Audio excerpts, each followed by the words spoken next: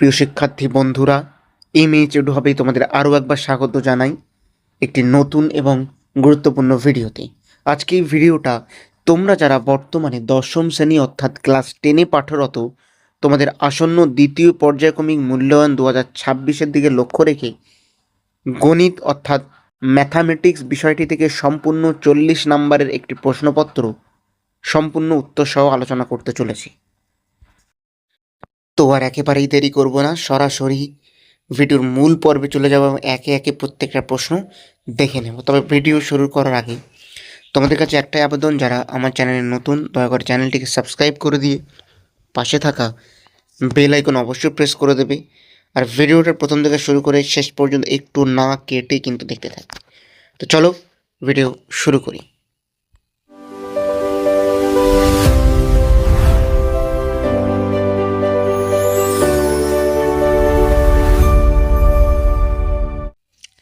দেখতে পাচ্ছ দ্বিতীয় পর্যায়ক্রমিক মূল্যায়ন 2026, শ্রেণী দশম, বিষয় গণিত, পূর্ণমান 40 এবং টাইম দেওয়া থাকবে তোমাদের 1 ঘন্টা 30 মিনিট। তো প্রথমে তোমাদের কি থাকবে, প্রথমেই তোমাদের সঠিক উত্তর নির্বাচন অর্থাৎ এমসিকিউ দেওয়া থাকবে। চলো প্রথম প্রশ্ন আমরা দেখে নিই। ফাতিমা, শ্রেয়া এবং স্মিতা তিনজন মোট 6,000 টাকা দিয়ে একটি ব্যবসা শুরু করে। 1 বছর পর ফাতিমা, শ্রেয়া এবং স্মিতা যথাক্রমে লাভ্যাংশের 50 টাকা, 100 টাকা এবং 150 টাকা পায়। স্মিতা ওই ব্যবসায় নিয়োজিত করে কত, অর্থাৎ স্মিতা ওই ব্যবসায় কত টাকা নিয়োজিত করে? সঠিক উত্তর কি হয়ে যাবে? 3,000 টাকা কিন্তু নিয়োজিত করে। কেন? নিচে কিন্তু উত্তর দেওয়া আছে, দেখো লাভ্যাংশের অনুপাত 1:2:3, তাহলে মোট অনুপাত যদি 6 হয় তাহলে স্মিতার মূলধন কত হবে? 6 × 3/6, তাহলে মোট 3,000 টাকা। তাহলে বোঝা গেল যে স্মিতা কত টাকা পায়? 3,000। পরে চলে যাবো দ্বিতীয় দাগের প্রশ্নে। দ্বিতীয় দাগের প্রশ্নে কী বলছে? ও কেন্দ্রীয় বৃত্তের বহিস্থ এই বিন্দু থেকে অঙ্কিত স্পর্শক বৃত্তকে বি বিন্দুতে স্পর্শ করে।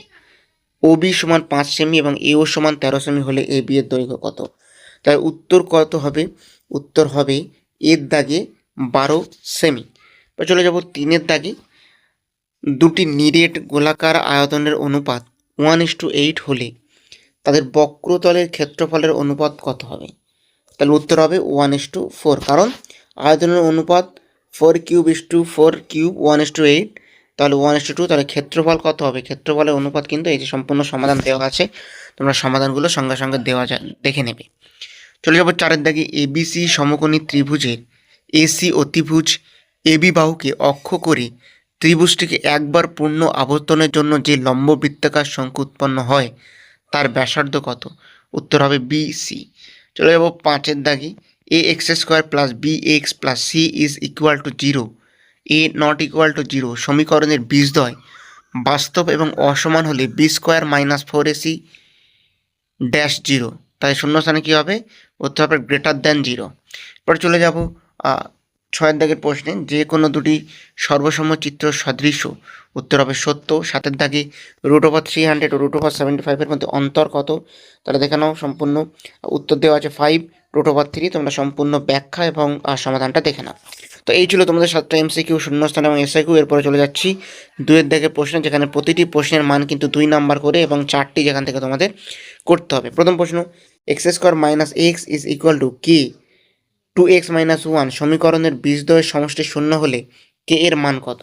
তাহলে k সমান কত হবে? -1/2। তাহলে উত্তর কত? -1/2। এখানে সম্পূর্ণ ব্যাখ্যা দেওয়া আছে, দেখে নাও তোমরা। চলে যাব 3-2-এর দাগের প্রশ্নে। ত্রিভুজ এবিসি এর বিসি বাহু সমান্তরাল সরলরেখা এবি ও এসু বাহুকে যথাক্রমে পি ও কিউ বিন্দুতে ছেদ করেছে। যদি AP = QC, AB = 12 একক, AQ = 2 একক হয়, তবে CQ এর দৈর্ঘ্য কত? তোমরা সম্পূর্ণ সমাধানটা দেখে নাও। আমি স্ক্রল করে যাচ্ছি, সম্পূর্ণ সমাধানগুলো আমি আর বলছি না। চলে যাব 3-এর দাগে। একটি নিরেট অর্ধগোলাকার আয়তন 144 পাই ঘনসেমি হলে গোলকটির ব্যাস কত? দেখে নাও, সম্পূর্ণ উত্তর কিন্তু এখানে করে দেওয়া আছে। তার মানে এই নয় যে শুধুমাত্র এই সমাধানটাই করতে হবে, তোমরা এই অঙ্কগুলো অন্যভাবেও, যেটা সঠিক নিয়ম সেটা থেকেও করতে পারো। চলে যাব 4-এর দাগের প্রশ্নে। একটি লম্ব বৃত্তাকার শঙ্কুর পার্শ্বতলের ক্ষেত্রফল ভূমিতলের ক্ষেত্রফলের √5 গুণ। শঙ্কুটির উচ্চতা ও ব্যাসার্ধের দৈর্ঘ্যের অনুপাত কত? তাহলে উত্তর কত হবে 2:1, এখানে সম্পূর্ণ সমাধান আছে, তোমরা দেখে নাও। এরপরে আমরা চলে যাব 3 নম্বর প্রশ্নে, যেটা কিনা তোমাদের 5 নম্বরের একটি প্রশ্ন। চলো প্রশ্নটা আমরা প্রথমে পড়ে নিই। আর নিবেদিতা ও উমা যথাক্রমে 3,000 টাকা ও 5,000 টাকা দিয়ে একটি ব্যবসা শুরু করলো। 6 মাস পরে নিবেদিতা ব্যবসায় আরও 4,000 টাকা দিল, কিন্তু 6 মাস পরে উমা 1,000 টাকা তুলে নিল। 1 বছরে 6,175 টাকা লাভ হলে লাভের টাকা কে কত পাবে? তো সমাধানটা দেখে নাও। নিবেদিতার 1 মাস হিসেবে মূলধন কত, উমার 1 মাসে মূলধন কত হলো, মূলধনের অনুপাত, সেখান থেকে মোট লাভ এবং নিবেদিতা কত পাবে, উমা কত পাবে, সম্পূর্ণ সমাধান কিন্তু এখানে দেওয়া আছে।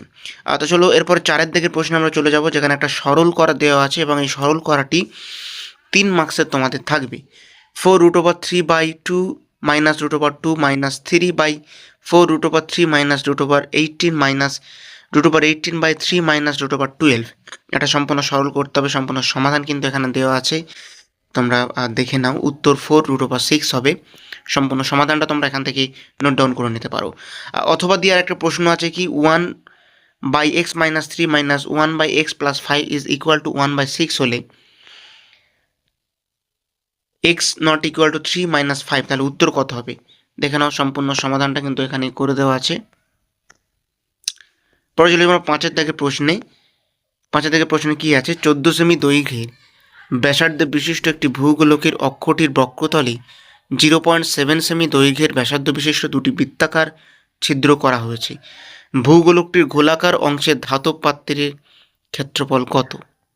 দেখে নাও তোমরা সম্পূর্ণ সমাধান।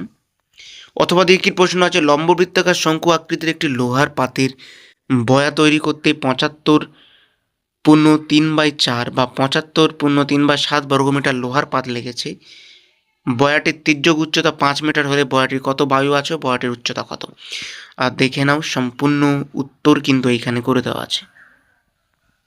চলে যাব 6 দাগের প্রশ্ন।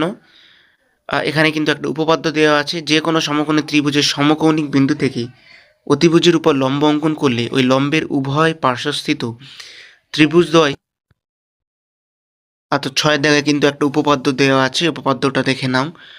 যে কোনো সমকোণী ত্রিভুজের সমকৌণিক বিন্দু থেকে অতিভুজের উপর লম্ব অঙ্কন করলে এই লম্বের উভয় পার্শ্বস্থিত ত্রিভুজদ্বয় সদৃশ্য এবং ওই ত্রিভুজগুলির প্রত্যেক মূল ত্রিভুজের সঙ্গে সদৃশ্য। দেখে নাও এটা। চলে যাবো 7 দাগে, অর্থাৎ সম্পাদ্যে। একটি বৃত্তস্থ চতুর্ভুজ ABCD বর্ধিত AB ও DC বাহুদ্বয় পরস্পরকে P বিন্দুতে ছেদ করেছে। প্রমাণ করো যে PA PB is equal to PC PD। এখানেও সম্পূর্ণ সম্পদ দ্বারা সমাধান করা আছে। এবং 8 দাগে কিন্তু একটা ত্রিভুজ অঙ্কন করতে বলেছে, যার দুটি বাহুর দৈর্ঘ্য 6.2 সেমি ও তাদের অন্তর্ভুক্ত কোণের পরিমাণ 75 ডিগ্রি। ত্রিভুজটির অন্তর্বৃত্ত অঙ্কন করো এবং এর ব্যাসার্ধ কত, এটা কিন্তু করতে বলেছে। তো এই ছিল আজকে তোমাদের সম্পূর্ণ 40 নম্বরের একটি অঙ্ক বা গণিত প্রশ্নপত্র। আশা করছি এমনই একটা প্রশ্ন আসন্ন দ্বিতীয় পর্যায়ক্রমিক মূল্যায়নে তোমরা পাবে। তো যদি এখনও পর্যন্ত ভিডিওটা ভালো লেগে থাকে, একটা লাইক অবশ্যই করবে এবং আমাদের চ্যানেলটিকে সাবস্ক্রাইব করে দিয়ে পাশে থাকা বেল আইকন অবশ্যই প্রেস করে দেবে এরকমের ভিডিও প্রতিনিয়ত পাওয়ার জন্য। তো আজকে ভিডিও পর্যন্ত, দেখা হচ্ছে পরবর্তী নতুন কোনো ভিডিওতে।